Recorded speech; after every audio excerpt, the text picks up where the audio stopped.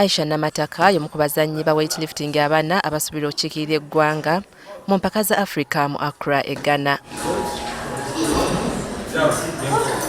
Namataka ng'abeera Jinja atubuulidde nti yayita mu kasengejja okusobola okutuuka ku ttiimu y'eggwanga. Twalina empaka ez'okusonsolamu era zaali wano mu kifo kino kye nnyimiriddemu. Bwe twazannya ne batulonda so ne tutandikawo kampu.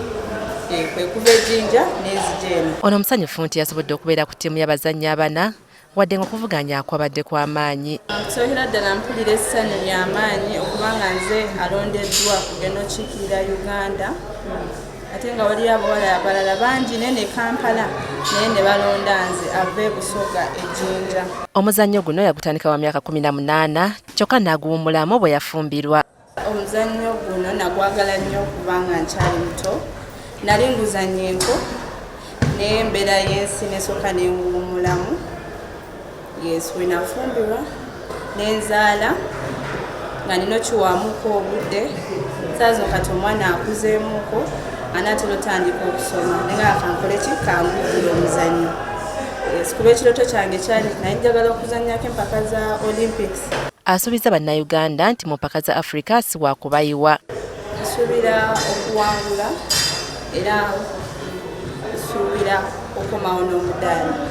Agamba nti okusitula obuzito si muzannyo muzibu wadde nga bakyala abamu bagutya. Abantu boogera lwaki abawala waki weetabamu ezo empaka biki ebintu by'abasajja kuba bamanyi ebyo ebintu by'abasajja bikola bunyama naye nze bukyantandika ndowooza mundaba ninga mukazi siringa musajja. Omutendesi w'ekasi mu Nsubuga agamba nti amulinamu essuubi nti bwakukiikirira eggwanga mu mpaka ez'amaanyi.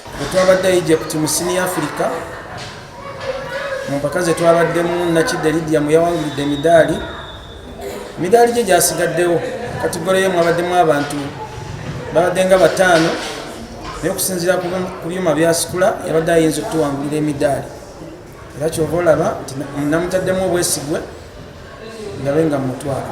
Nga Namataka ne banne aba weightlifting bakyalindiridde okusitula okugenda e Ghana.